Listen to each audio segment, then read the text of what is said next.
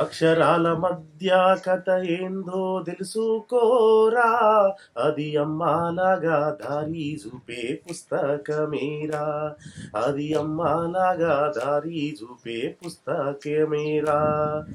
లోకం చీకటి మీద వెలుగు దీపముతానేరా, లోకం చీకటి మీద వెలుగు దీపముతానేరా, ఆ విజ్ఞానాన్ని పంచి ముందుకు నడుపునురా.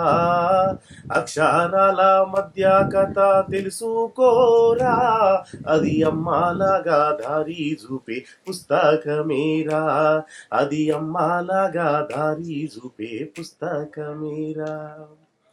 మిత్రులారా, ఈ నెల 19 నుండి 29 వరకు మన హైదరాబాద్ జాతీయ బుక్ ఫెయిర్ మొదలు కాబోతా ఉన్నది.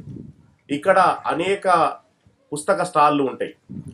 సుమారు 250కి పైగా పుస్తక స్టాళ్ళు ఏర్పాటు చేసి ప్రపంచ సాహిత్యాన్నంతా మనకు అందుబాటులోకి తీసుకొస్తా ఉన్నారు. కాబట్టి మీరంతా సకుటుంబ సపరివార సమేతంగా మిత్రులతో వచ్చి మంచి మంచి పుస్తకాలు కొనుక్కొని చదవాల్సిందిగా కోరుతున్నాను. ఇవాళ పుస్తకాలు చదివేటటువంటి బుక్ కల్చర్ పోయి లుక్ కల్చర్ వచ్చింది. కేవలం సెల్ ఫోన్లతోటి మాత్రమే మనం జీవిస్తూ ఉన్నాము. మరి విజ్ఞానానికి దూరమవుతున్నటువంటి ఈ సందర్భంలో పుస్తకం యొక్క ఆవశ్యకత మరింత పెరిగింది. ముఖ్యంగా ఇటీవల కాలంలో యంగ్ రైటర్స్ చాలా మంది అంది వస్తున్నారు. మరి వాళ్ళందరి సాహిత్యాన్ని మీరు చదివినప్పుడు అనేక విషయాలు తెలుసుకోవడానికి అవకాశం కలుగుతుంది.